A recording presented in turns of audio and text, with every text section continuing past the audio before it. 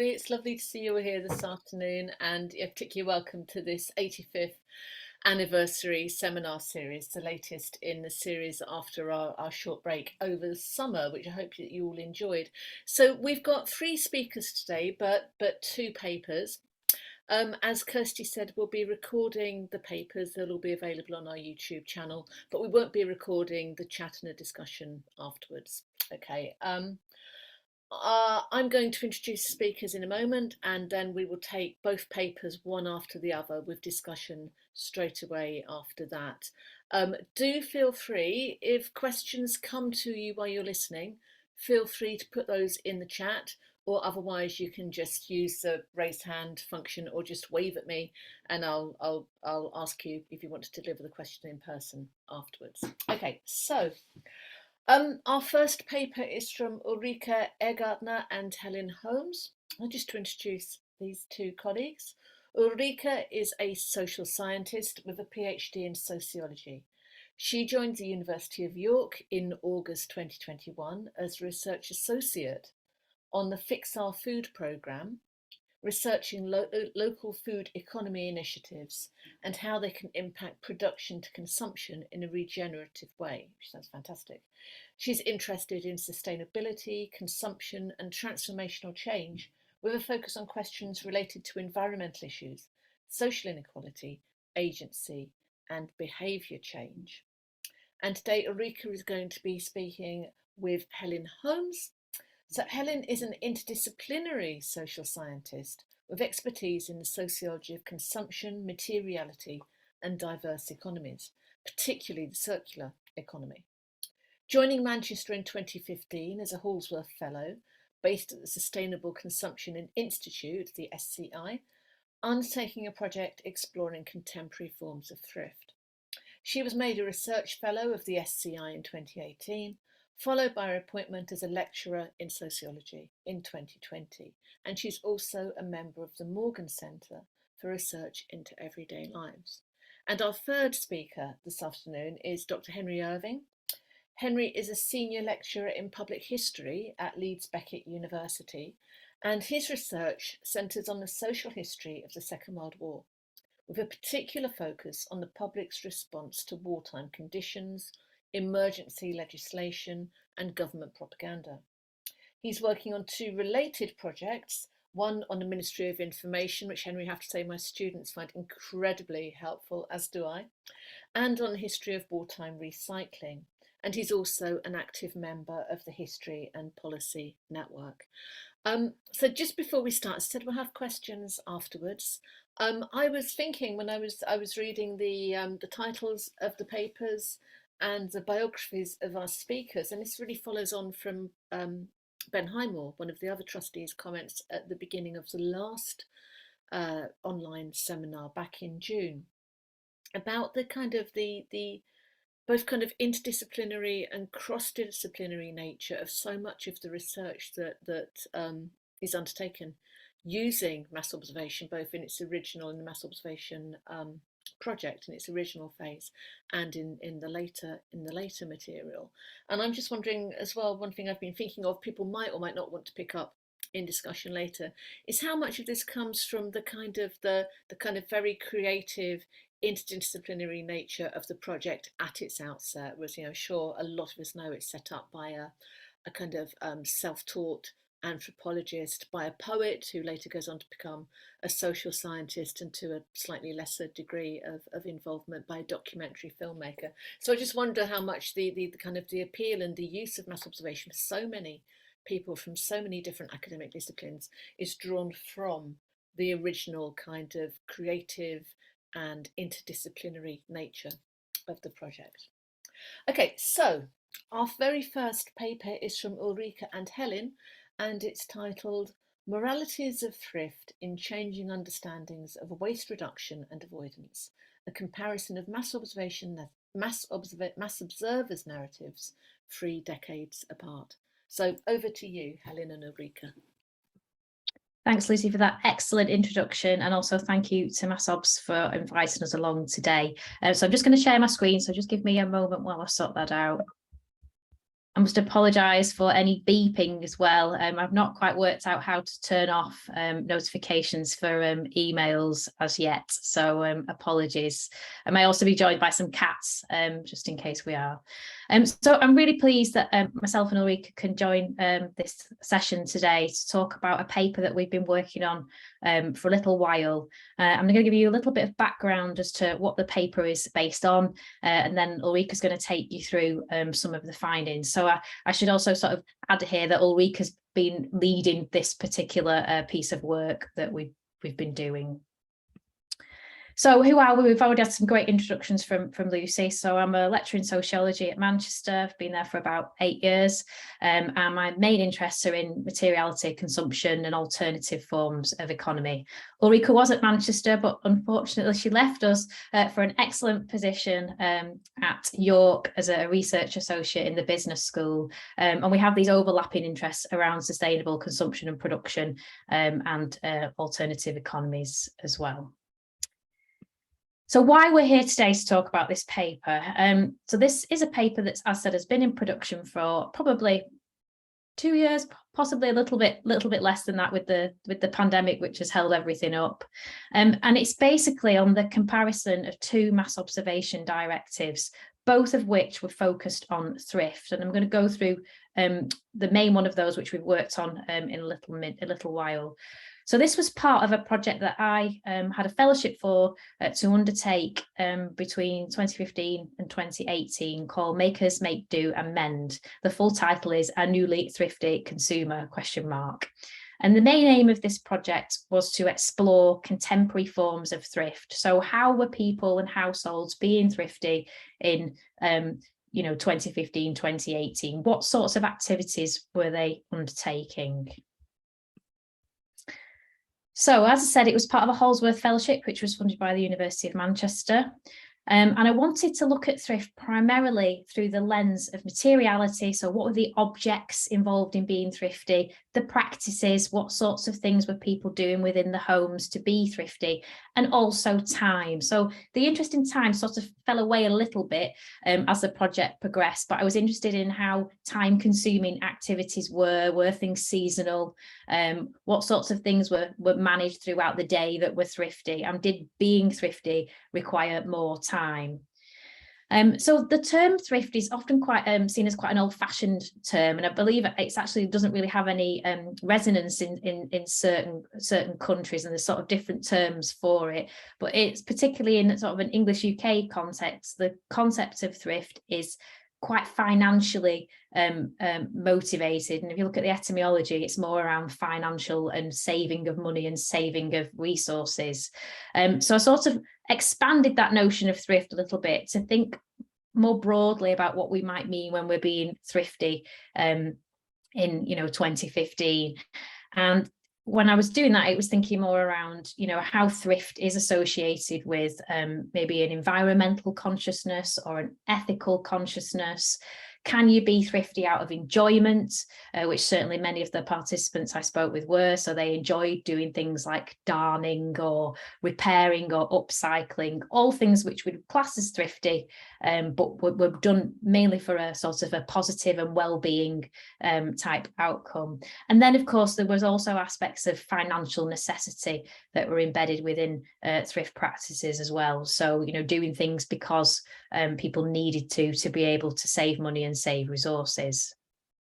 So I've had various papers in on the fellowship in Sociology, Geoforum and the Sociological Review if you want to take more of a look at those. But today we're focusing primarily on this paper that is currently under review with Geoforum, which Ulrike has been leading on. And the paper focuses, I'll let Ulrike go into a bit more detail, on waste avoidance and reduction in thrift. So we're really interested in sort of the historical changes and context of thrift since World War II and how that connects particularly to practices of recycling.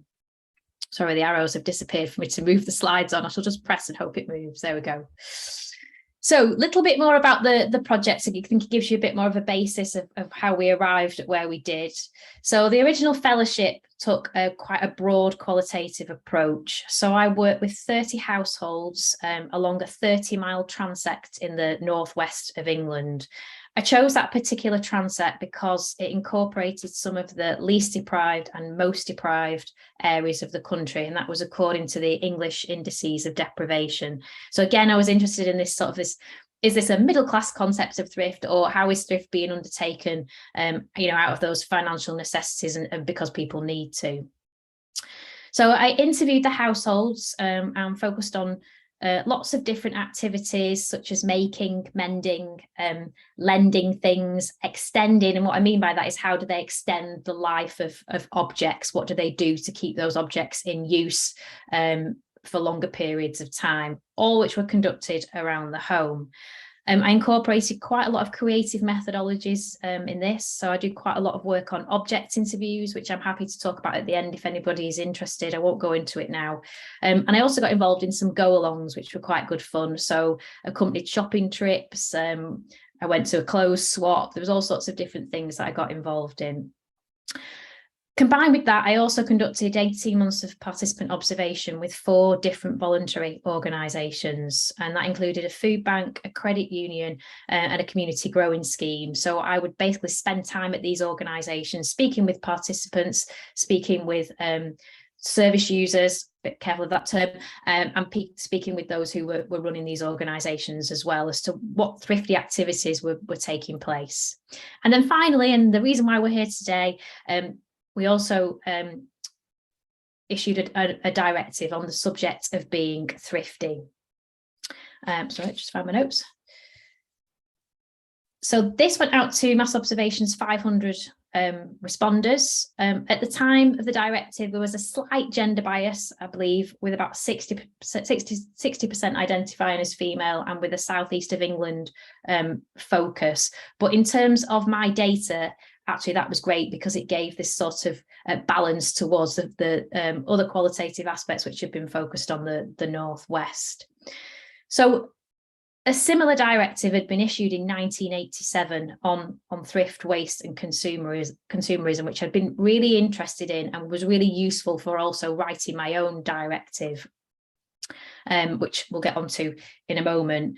So the particular directive, the Being Thrifty in 2016, focused on what people were doing to be thrifty around the home, what the concept of thrift meant to them, how thrift occurred within their neighbourhoods. So did they attend things like jumble sales, bring and buys? Were those things a thing of the past? And also a focus on waste. So how did waste connect with thrift? Were there recycling activities? Was there provision within their home, within their neighbourhood? So we received 169 responses to the directive in 2016, ranging from half a side of A4 to one that was 6 pages, which was great. And what I did with that data was triangulated it with the interview data, the field notes, and all of the other materials, and then I thematically analysed, coded, and organised that. So as I said, that particular data set's been used in several papers, but I was always intrigued by the 1987 directive, and also if there had been any respondents who had answered both. Bearing in mind, they're 30 years apart. So I have a friend who's very good at quants. So she worked this out for me and worked out that there were 33 people who had responded to both. So I applied for a small pot of funding within the Sustainable Consumption Institute, where both myself and Ulrike were based, and got the money to enable us to do some work on this and to have a look and compare those responses. And that's where Ulrike came on board. So I will hand over to her now. Oh, sorry, I think that's Ulrike's slide. Cool, thank you, Helen. So this is just an overview of the directive that Helen commissioned initially. So a bit of an overview of the topics. So it was about what it meant to be thrifty, about managing resources at the home, what thrift means to people, and then one section, if you look at the next slide, was specifically on thrift and waste. And that was connected. So waste was a topic here, and it was interrelated with thrift in the directive already. And what's important here to say is that it was already linked to kind of like nudging people towards speaking about environmental issues. And upcycling, recycling, and reuse were also topics that, or prompts that were given to people. And then like this in comparison to the 87 directive, if we look at the next slide. So waste and thrift was much more interconnected. So it wasn't just one section, but even in the headline itself, it said waste, thrift, and consumerism. And then, so if you look at paragraph 2 or paragraph 3 here on this slide, thrift and waste is kind of put together as one, asking about other people's habits or different household economies in relation to thrift and waste. And then also in the second part of the directive, we look at the next slide, please. So waste disposal in itself was made a topic in the directive, and also throwing away things, but giving away things. But the environment as such was not mentioned. So we both come from a sustainable consumption production focus background. So that's something we had in mind when we looked at the data already. So next slide, please. So then Helen mentioned before, there were 33 people who actually completed both directives. So overall, we had 66 texts. And then so quite a few people would stick to writing for the archive for so many years, and the nature of them sticking for so long, they were quite old at the time of the second directive. So all of them were born between. So the oldest one was born in 1922, and the youngest was born in 1957. So what that means to us, and this is important in how we looked at the data, is that they all kind of lived through the post-war years, or at least have memories of it because they grew up with parents who just lived through it. So even the younger ones that were not directly involved in the life and in thrift behavior at home, they were very close to what it meant in the post-war years because they grew up with parents who lived through that. So that means to us, because we have data from 87 and 2016, and then in both of the directives, people were prompted to reflect on the previous generation and on the war and post-war years. So we kind of have data in the sense of like comments and reflections on the war post-war years, the 80s, and 2016, so something very recent. So 3 points in time. That's how we treated the data.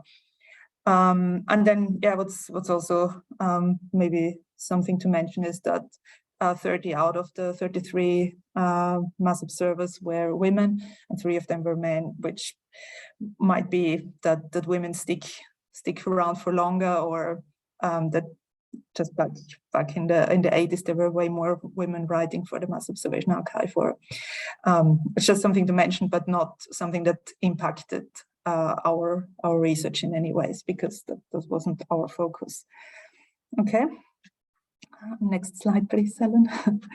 So I said we were interested in the waste aspect, and specifically, and I mentioned before with the 3 different points in time, that meant that we have access to a time span in which a lot of material and infrastructural changes happened that affected households. They can be separated in kind of 2 aspects. So one is the rise of disposable materials and single-use packaging. So the emergence of, from the 60s onwards, of what is often referred to as a throwaway society. So the rise of plastics and disposable materials, which has been framed by some as the culture of disposal. And then in parallel to that, a very slowly developing municipal waste management. So during the war times and post-war times, we still have a situation where most of the waste that is created in the home is kind of reused there or burned in the homes. And then we have decades where most waste was dealt with through landfill. And then so there were all sorts of trials, which comes out in the 80s directives, that there are bottle banks and different ways of trying to recycle or using curbside collection and so on, but it was really mostly trials, and until the mid-90s it was still 5% of household waste only that was recycled. But then there was, so between the two directives again, so in 99 the EU landfill directive came in, which created then mandatory targets also in this country, and then WRAP, the Waste and Resource Action Research Network, was founded around that time as well. And then by 2016, around 45% of waste was recycled. So that was quite a jump that happened between these 2 years. Okay, so next slide, please. So we applied a discourse analytical approach to this specific data for this comparison. This came from kind of the perspective of knowing what the Mass Observation Archive is, and knowing that writers have kind of an awareness of writing for an archive on everyday life in Britain, and that they obviously have this awareness that they also might want to present themselves in a particular light, but they want to make themselves understood by the readers, by the public, or by researchers. So they, in that sense, they draw, even if they express very specific opinions which might not be theirs, or which is just something that they want to present themselves with. They draw on collectively shared codes, frames, vocabulary, classifications, and this is kind of what we wanted to find. And this is why we used discourse analytical approach. And so people who have worked with mass observation data before have found that writings from a single person also always speak about the wider social experience in the context of everyday politics, reflections on history, public attitudes, and beyond. So this was our lens that we took. We look at the next slide. There is a bit more explanation on discourse analysis, which some people who listen might not be so familiar with. So from the perspective of this discourse analysis, we understand that mass observers want to make themselves being understood by the readers, and because they want that, they draw on dispositions and ideas that are shared by a public culture to then express what they want to say. And so collectively shared codes, frames, vocabularies, as I said before, when they communicate their personal experiences or their personal attitudes. And taking this approach then really means not to look at the topics so much, or the themes, the thematic contexts that come up, but more the respondents' lines of reasoning rather than the topics themselves. And then, so if we specifically look at change and trying to understand change of these collectively shared codes and frames, this is less about trying to understand what people did at the time when they were writing this, but how they differ or are similar to other times in terms of how they explain, evaluate, or judge their own practices or the practices of the people that they talk about. And so it's really more about the various ways in which association of everyday responsibility and care for household goods and materials shifted over the decades, rather than their own ideas of what is right or wrong, or what they want to say about what they do themselves. Okay, so the next slide is, so I keep the findings section in itself quite short, but I can say a bit more about that in the discussion. If you could click one more time, please. So as I said, we kind of had these 3 points in time, which allowed for kind of 2 comparisons. So the reflection on one of the comparisons is the reflection on the past, so the war and post-war years, versus observers writing in the present, where they have their own household and do their own things in 1987 and in 2016. And comparing these, what we found was that respondents explain motivations for waste producing and avoiding thrift practices very differently, depending on whether they reflect on their childhood or or talk about their own practices in everyday life. So remembering growing up during the war and post-war years, the respondents commonly name financial hardship as the motivation for thrift practices. So this is our common understanding as well of why people would be thrifty. But then writing about their own practices, they would always, it's very, very common, everybody does it in a different way, but they would always refer to the practices as coming from conscious engagement with the things around them and of the satisfaction that they get out of it. And some of them were quite explicit in saying, I'm not doing this for economic reasons. I'm doing this because I want to, or because I think it's the right thing to do. And then the other comparison, if you could click one more time, we had was between the two, what we call here the 2 presents. So the present of 87 and the present of 2016. This became really explicit in relation to these disposable single-use items. So when respondents talk about using or engaging with single-use items or disposables in 87, many of them expressed to be quite overwhelmed with all this stuff entering the household and them not knowing what to do with it. And some went quite into detail of how they try to store all the plastic bags from the shop, or how they try to reuse some weird things that come through the letterbox that they don't know what to do with, but they also don't want to throw them away. Whereas many of them called for recycling and made it a point that there is an environmental issue. Whereas in 2016,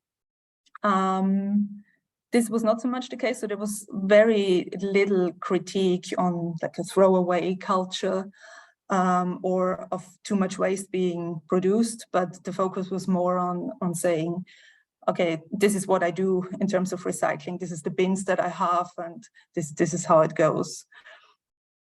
So that's in general the overall the top level findings from the study. We have now a few quotes. There's a lot of clicking now. So this first quote is from one person writing in 87, where she explains what she does. So she explains a few things, but I just took one out of here, for this context.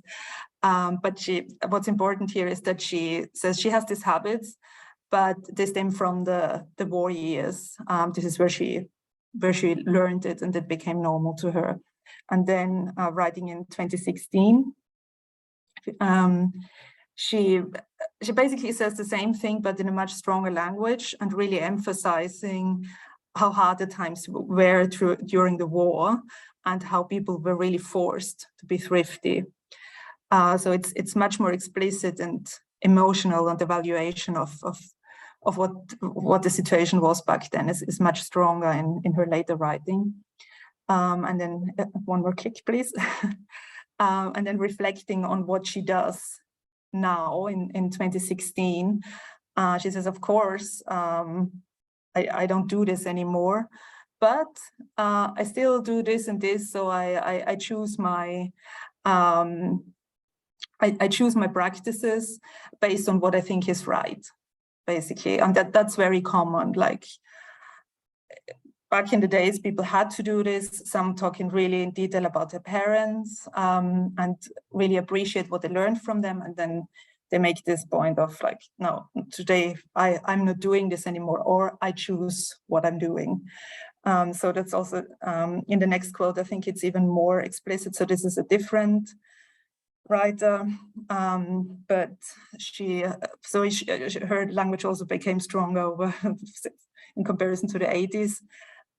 So she makes explicit that this was really forced upon by her parents in the past, and over time she learned to pick and choose what kind of practices she wants to continue. And yeah, and then she's very explicit about like, this is fun, and I do this for pleasure. But yeah, and then she adds this reflection on like how people judged her for doing things, and in this thrifty way. And then she decided to make up her own rules on saving and thriftiness. So that's in relation to the first finding, comparing the past to the present. And then I have another slide with a few quotes comparing the two presents. So what we have here, it's a very long quote. I won't read it out, but it starts with they even some of the writers even use the terminology throwaway nation, throwaway society, and then go into detail how much waste is produced, how things enter the household without them wanting it, and that they feel really overwhelmed with it. So as it says, as I highlighted here, but I really don't know what can be done about it. And then kind of like wishing for recycling.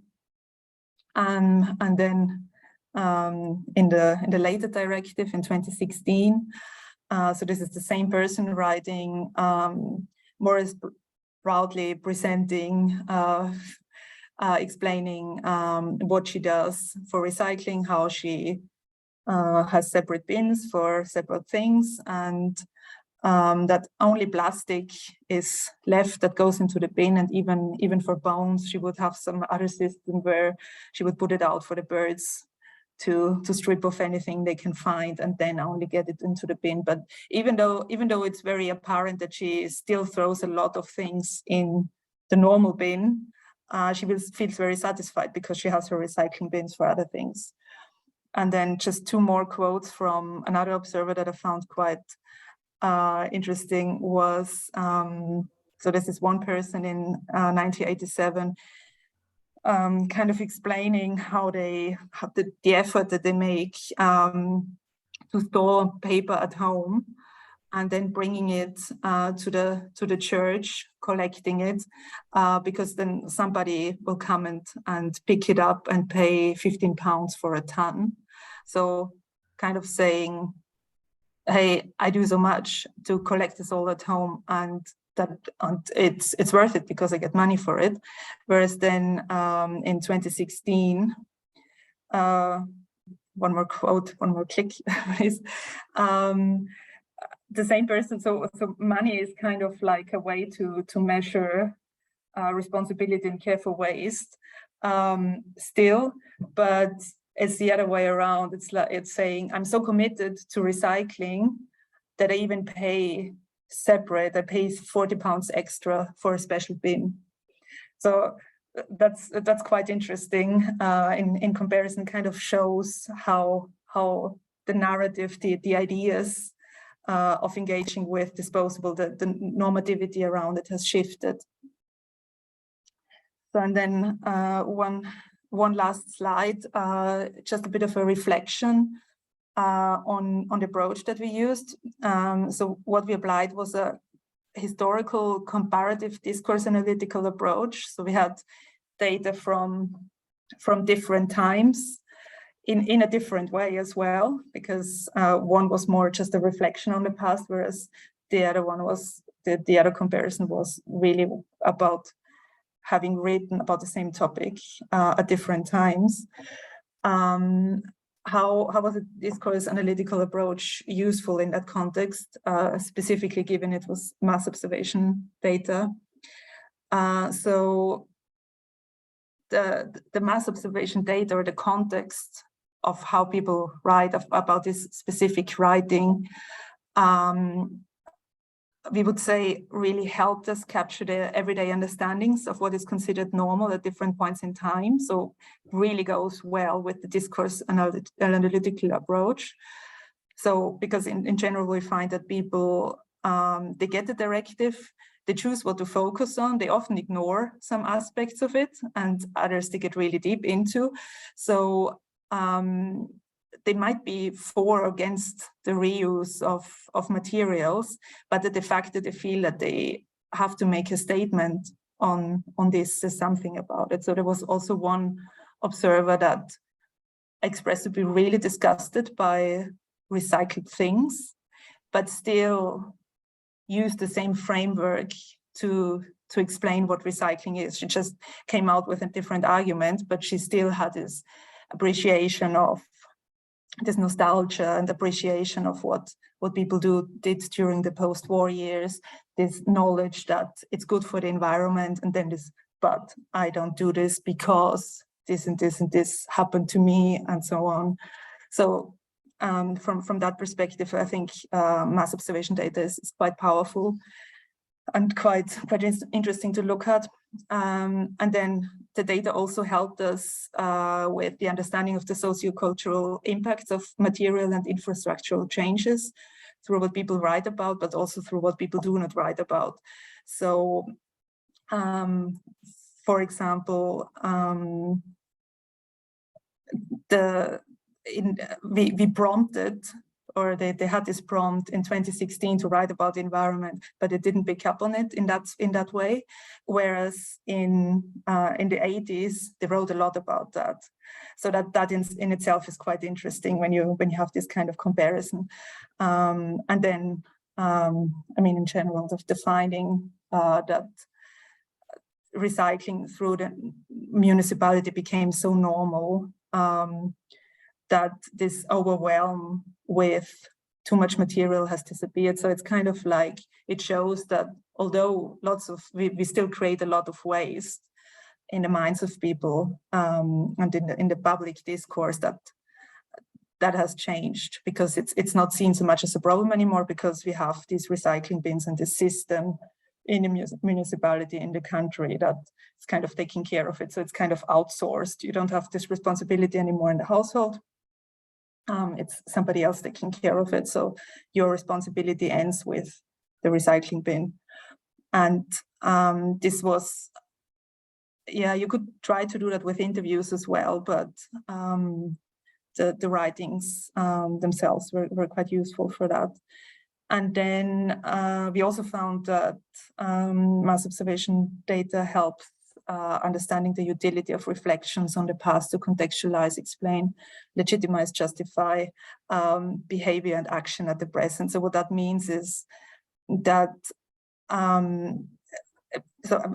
the example here is this post-war thrift nostalgia that is kind of people are aware of that, and they kind of use this, refer to this in saying, okay, I do things differently because, but I also grew up with these parents and I learned a lot from them, and I have more, because the people are also, I mean, in 2016, they're really the older generation. So there's a lot of comparison there also to say, like, I went through this and I learned a lot and I have this knowledge that others don't. So there's this pride in this as well. And at the same time, a way of legitimize one's own behavior. So this comparison to the past that was prompted in the Mass Observation Directive was really helpful to draw this out as well in our analysis.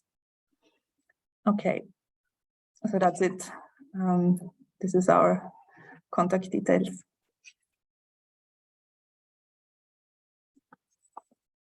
That's great. Thank you so much. Really, really fascinating. There's lots there that, as someone born in the 60s to parents who were children in the immediate post-war moment, I definitely recognise that kind of like the sort of long generational reach of post-war austerity and thriftiness. And my mum still can't believe that I don't darn socks.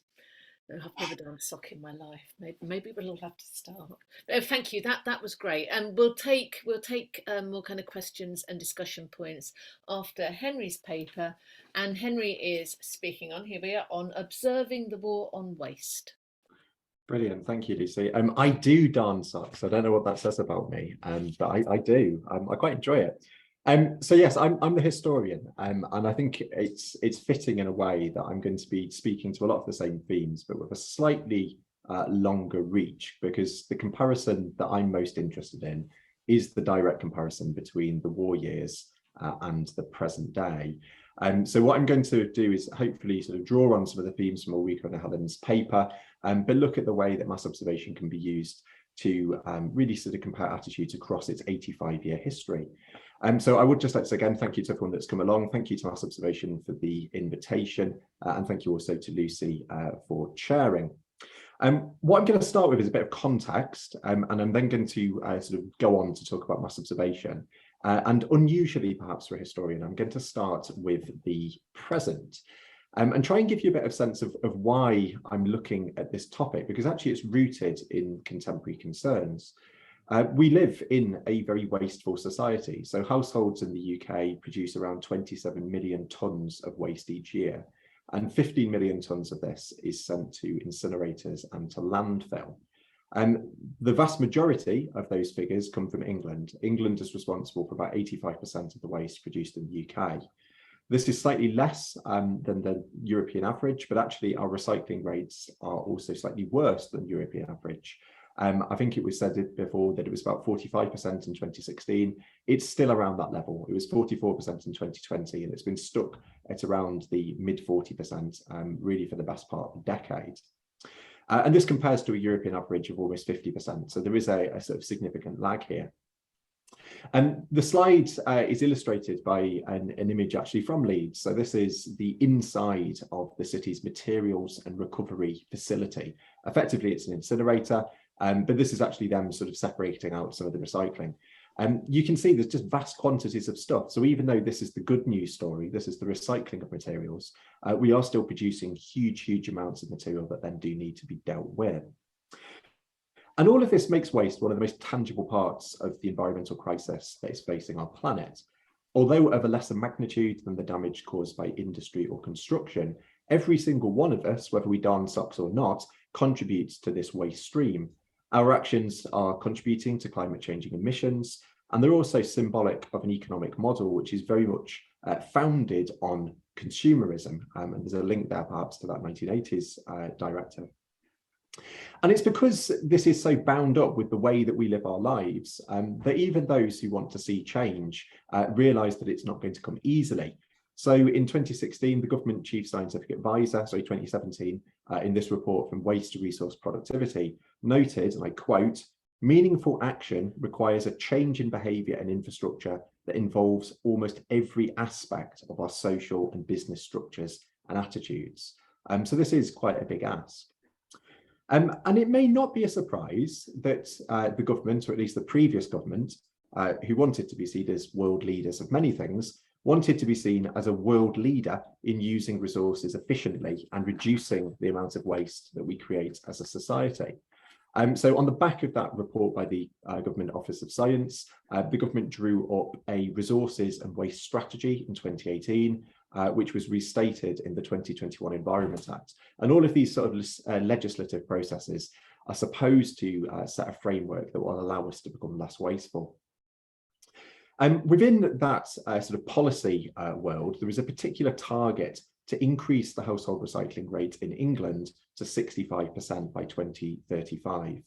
And England remains the biggest challenge because waste and recycling are devolved responsibilities. And actually Wales could claim to be a world leader. It has one of the, it's in the sort of top 3 in terms of its recycling rates. The contrast with England is really stark because in England, our refuse bins contain large amounts of material that simply shouldn't be there. In fact, a study conducted by the Waste and Resources Action Programme, WRAP, in 2017 estimated that an average bin contains around 18% discarded food, another 18% paper. We're still using paper in the 2020s, 9% plastic, 7% glass, 4% metals, and 4% textiles. And all of this, they say, could be dealt with in other ways. So either through reuse, through recycling, or through composting. And what WRAP suggests as a way of sort of improving the situation is to move towards a new model for the collection of waste. Now, there are lots of different theories out there to explain the lack of progress. Most councils would point to a lack of funding, others point to poor communication or a lack of transparency. So we don't know what happens to our waste, so therefore we're sort of less likely to be invested in the process. But government and industry prefer to focus on the problems caused by a lack of consistency. So every one of England's 350 local authorities has a different recycling collection scheme.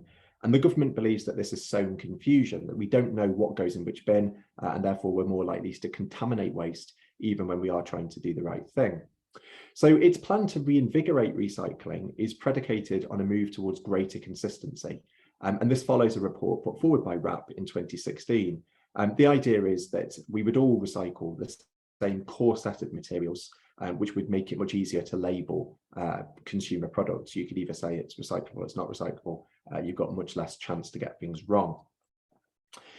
And this is where I come in, because as a historian, I can tell you it's not the first time that the government have tried to do something along these lines. Indeed, in the Second World War, the wartime government also tried to rationalise and reinvigorate household recycling, which was then referred to as salvage. This became a common part of life on the home front. And the reason was quite different because it's still about materials, but it's about scarcity of materials rather than an overabundance of waste material. And the reason for this is then as now, British manufacturers imported most of their raw materials. And war created shortages and supply chain issues. So the government were forced to look to new sources in order to make good on these deficits. And as well as imposing quite strict controls over industry, the government looked to Britain's waste stream as a source of raw material. So the first of these salvage schemes was introduced in November 1939, and they were formalised in July 1940 when emergency legislation was passed that introduced a standardised system for the collection of paper, bones and metal. And the poster is illustrating that move in July 1940. And to this, rags and rubber were added a little bit later, but then rubber was also taken off. So this was a system that had a bit of flexibility, but it's a fairly standard set of materials that people got used to dealing with. And this was the first time in 1940 that a curbside recycling system had been attempted at scale. So what little recycling had taken place in Britain before that point had tended to happen after the point of collection. So people would, put their dustbin out, and then when it's being sorted at these sort of materials recovery facilities, it'd be sorted post-collection. So what's different about the war is that it's asking the individual, the citizen, to actually take a part in this, to start separating their waste so that it can be used in different ways. And indeed, the citizen was leaned upon even more in 1942 when the government passed a law that forbid the public from throwing away or burning any paper and rags. And then this was also extended. So by the end of the war, it's almost illegal to destroy something that could be recycled, which again is the first time that a law like this had been passed. Within just 3 years, a relatively coherent system had been introduced, and around 90% of British households were recycling at least some of their waste. And this was supported by a colourful publicity campaign of the type that you can see on the slide. And it's that really got me into this topic, actually, so the way that this was sold to the public. And I think we can tell from these posters that actually the introduction of these wartime schemes required quite a big change of behaviour for a society where tipping and incineration were the usual means of disposal. So in 1939, no more than 2 or 3% of the 10 million tonnes of waste produced by British households was recycled. And I say the majority of that took place out of sight once materials had been collected. The wartime system, by contrast, encouraged people to separate waste prior to collection. And as the war went on, many councils actually replaced private dustbins with communal ones, which were easier to collect from and which could be labelled more clearly. And we can see something of the impact by drilling into the statistics. So this just shows, again, it's a Leeds example. Leeds was one of the places which did quite regular, someone's coming into the room, they've gone. Leeds was quite regular in sort of testing the composition of dustbins. And it provides a really nice window between a pre-war dustbin and then one from 1943, which is really the high point of the recycling effort. What we can see from this is that there's a really big shift. So the amount of paper being thrown away drops dramatically, as does the amount of food waste. Leeds was a little bit above the national average for food waste in the 1930s. I don't know why that is, but it drops down dramatically as food becomes scarcer. But if we look at things like rags rags and metals, we can see the impact that this curbside collection was having. People are far less likely to throw these things into a dustbin. Instead, they're being collected separately. And instead, it's ash and dust which become by far the biggest constituent part of a wartime bin. And that really takes you back to the 19th century. You know, that hadn't been the case for about 70 years in the 1940s. What we can say today is that recycling is far more established than it was in 1939. But reaching the 65% recycling rate that the government want to will still require a significant change of behaviour, a change which is very similar actually to that illustrated on this slide. Most social scientists agree that our waste behaviours are strongly normed, suggesting that product and service design can have a role. But there are concerns that the government's approach to consistent collection is too simplistic, because whatever form waste collection takes over the next decade, it's unlikely to be quite as consistent as RAP hoped. There will be various opt-outs for councils. There's also an acknowledgement that this is very expensive to introduce consistency. So the idea that we'd all have the same colour bins, whether we lived in Leeds or Sussex, is already been rejected. And this has led to warnings, including actually one from Helen, who was part of a team that worked on a project connected to consistency. That there is still a need to understand citizen behaviour, because actually what we do at the curbside is going to ultimately determine whether these schemes are a success. And this brings us on to attitudes and behaviours, because the wartime government recognised the need to understand people's attitudes and behaviours. The success of wartime recycling was ultimately measured in tonnage, so it's just the kind of the broad quantity of materials that were collected. But those responsible for designing and promoting the system did combine this quite blunt tool for measurement with social research to try and understand people's behaviour. They recognised it was important to do this because local practices were so different, because the wartime system was grafted onto whatever local sort of circumstances were already in place in 1939. And this meant that national instructions often failed to reflect quite distinctive sort of idiosyncrasies on the ground. Mass observation was involved in this process in both an official and an unofficial capacity. So salvage first appears in the Mass Observation Archive in the summer of 1940, when Mass Observation was working with the Ministry of Information to measure morale and the success of government publicity.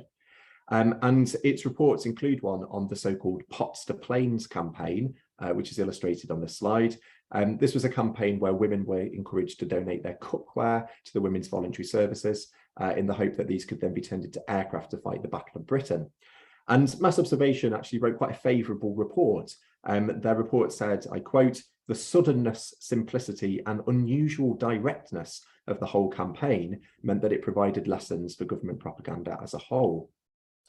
Mass observation also fed into the work of home intelligence. And in particular, they were interested in the introduction of these curbside collections in the summer of 1940. And this report from the 3rd of August is quite a good example. So it says, the idea of a fully comprehensive salvage scheme is readily accepted, and there is willing cooperation on the part of housewives. At the same time, interviews show that householders are sceptical about the success of the official scheme and critical of the present position. And this criticism was rooted in practical failings and a belief that some local authorities were not pulling their weight. Very similar findings, actually, can be seen in some of the mass observation diaries of this time. So, for example, diarist 5401, an unmarried female writer living in Buckinghamshire, noted again, there's a willingness to cooperate. All the housewives I know are willing to do so. She goes on to give some really nice examples here of women who actually coloured their bins in readiness. But then she also talks about some of the difficulties with the system. So one of her acquaintances, Fanny's mother, being told it's all going to go together, it's not being sorted, so why bother? And that scepticism has a really important impact as the war goes on. It's very hard to shed that fact or that sort of fear that recycling isn't being used well. And actually we see as the war continues that people continue to have this nagging doubt that it's all just going to get chucked in the tip. No, it wasn't until 1941 that there was a sustained effort to try and improve this system. And again, it seems that mass observation was integrated into that process. In July 1941, the National Panel was sent a directive which asked them to talk about salvage in their area and also to provide their own personal criticisms and suggestions. This directive, like most of those mailed out in 1941, is missing from the mass observation archive, but there are some remaining file reports that give us a sense of the findings and also allow us to sort of, I suppose, guess what the questions might have been. And the file reports contain many complaints like those found the summer earlier, and they also sort of decry the lack of additional publicity that salvage had been given since summer 1940.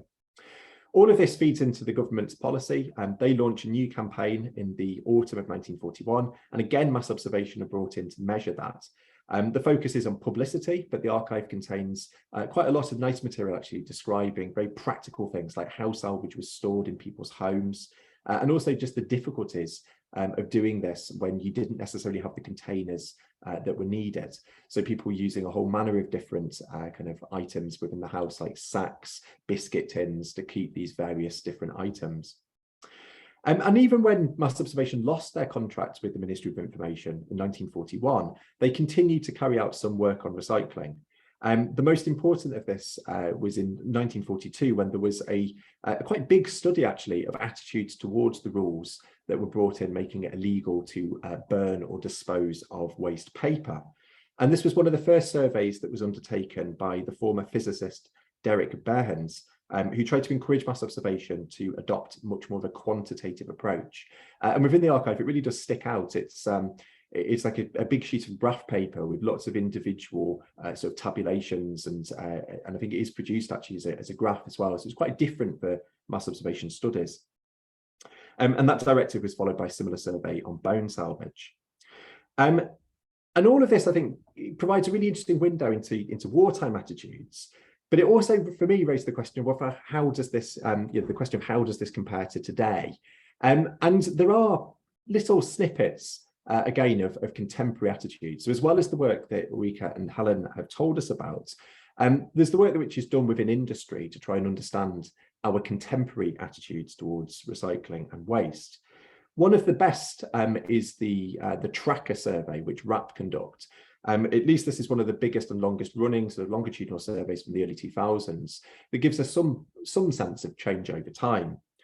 It uses market research techniques to sort of ask individuals a variety of different questions about their recycling behaviour, and the findings provide a picture that really shows us that recycling is much more established today than it was during the war.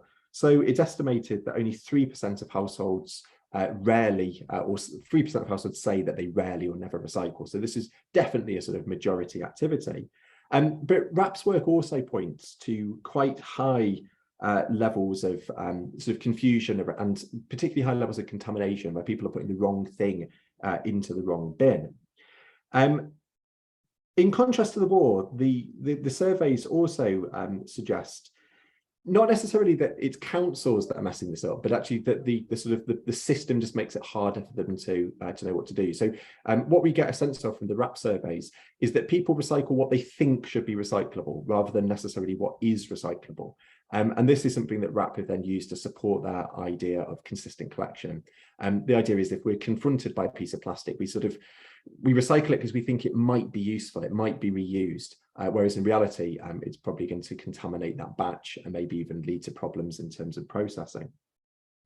So this gives us some sort of indication of our attitudes and behaviours, but I think it is possible to dig deeper.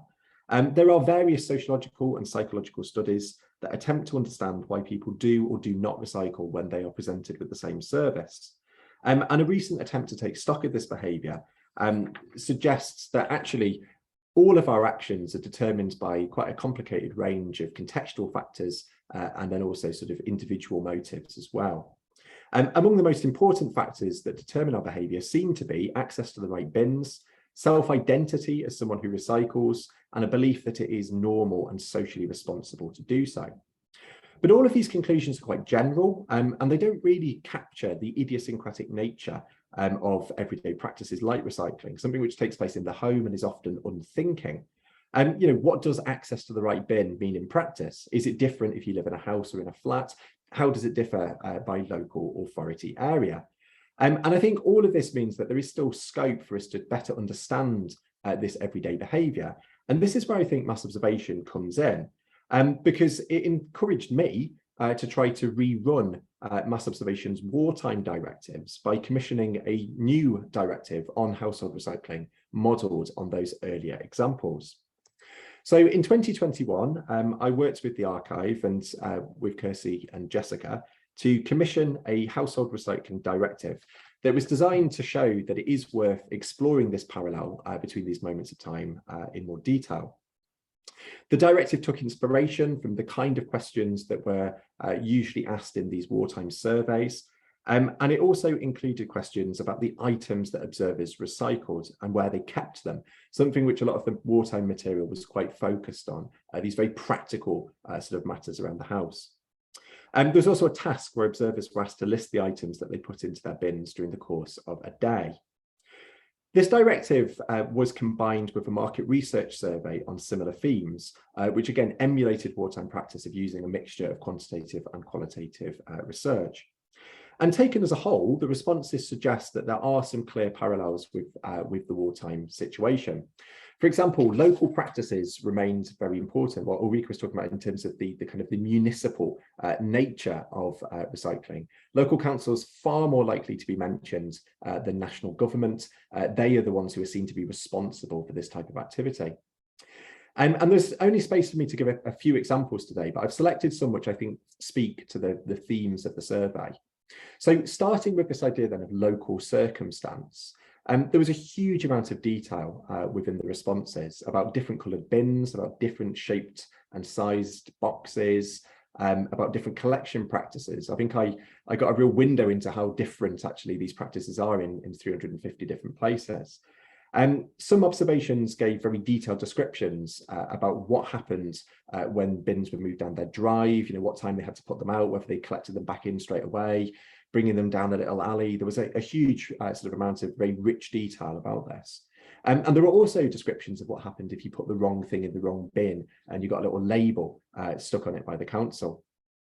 Again, interestingly, with the link back to the previous paper where there was the observer who talked about paying for garden waste collection, a lot of the observers also reflected on this and these charges, which range quite dramatically actually in different areas. So for some people, this was a free service, 30 to 40 pounds was common in a lot of places. One observer claimed that they were spending 70 pounds a year in order to get their garden waste collected. Others reflected on the impact of local differences. So one observer reminisced about previously living in Wales, where they had, I quote, a marvellous curbside collection system. And another of the observers realised that they had been wrongly contaminating the bin in the shared house that they lived in, because they were recycling in accordance with the rules of the place that they'd grown up, and they hadn't actually checked to see whether that was different when they'd moved city. The responses also show how local circumstance can transfer into the homes. So this is a lengthy quote, and I'll pick a couple of bits out of it. This is probably one of my favourite responses, and I think it shows that link between local circumstance and kind of everyday practice really nicely.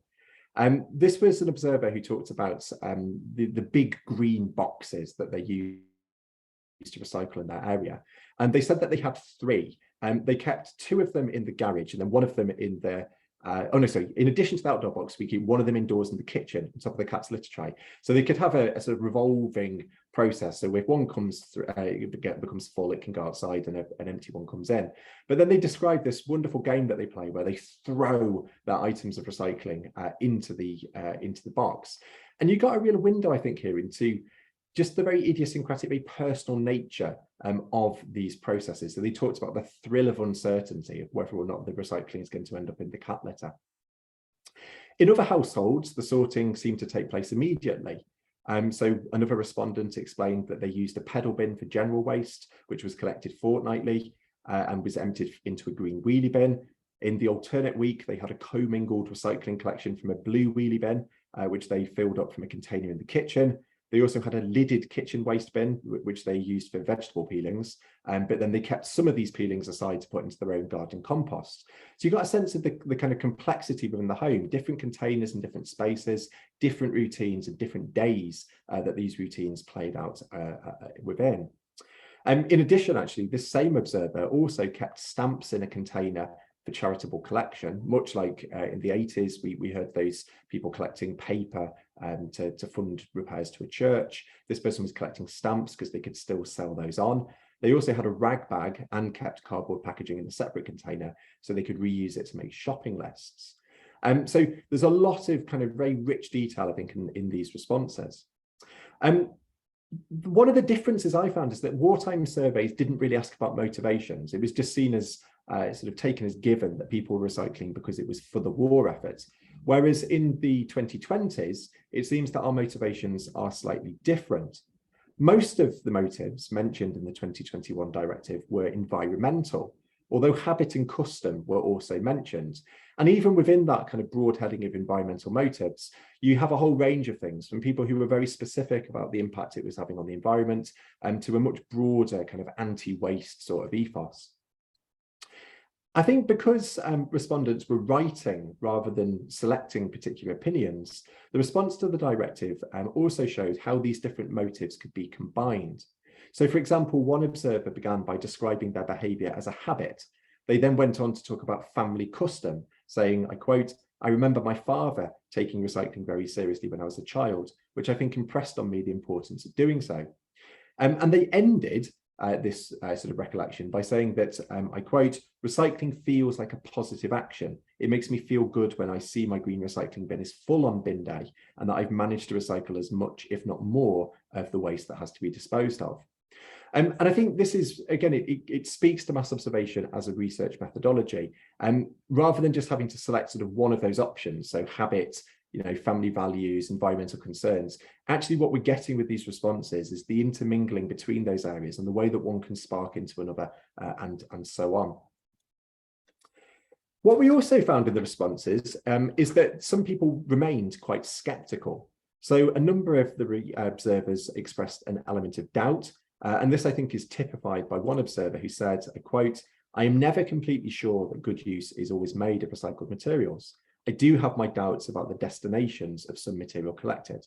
For example, arising from stories about that which ends up in landfill or is dumped overseas." And then they also talked about some personal experience they had working for a local authority, which made that they were aware that market forces could often determine what did or did not happen to recycling once it was collected. What I think is really interesting about this observer, though, is that they end on this point that they have no option other than to do their bit and hope. This is the society that we live in, where we create this waste. If this is the best way to dispose of it, that's kind of what we've got to do if that's what we're being offered. So as a kind of general conclusion, I think I'm just about getting towards my half hour. What I would say, kind of reflecting on this, is that the responses to the 2021 directive do include some interesting parallels with the findings of the wartime surveys that it was inspired by. There are some differences. So our motivations are obviously very different now than they were in 1940. The language surrounding recycling has also changed quite significantly. But there are parallels, particularly with local circumstance and particularly with that importance of routine within the home, something that mass observation was very attuned to in the 40s and which I think emerges very clearly from those directive responses. I think we can also see that there are still some tensions in here, tensions between those who operate these services and those on whom their success depends. So there is a willingness to cooperate, as there was in the 1940s, but there are also criticisms of individual collection practices, but then also the sort of broader, I suppose, kind of consumer and social context within which we find ourselves. And this again echoes the 1940s, where there was obviously a willingness from the, quote unquote, housewives to get involved, but also concerns that their efforts were not necessarily being used to the fullest extent. My ambition, and I haven't really said actually what the purpose for this is, unlike Ulrike and Helen, I've not got a paper which is ready to be published, but my ambition is that this is going to frame a book that I'm writing on the wartime system, but also that it will be used from more of a sort of a policy perspective. So what I'm trying to do with that broader project is to connect the wartime history with the contemporary. And I think mass observation is a really interesting way to do that, because it allows us to see how close these parallels actually are, and perhaps to explore some of the terrain that illuminates. This is, though, still very much a work in progress, and I'm delighted to have the opportunity to share it with you today, and look forward to talking a bit more about it in discussion. Thank you.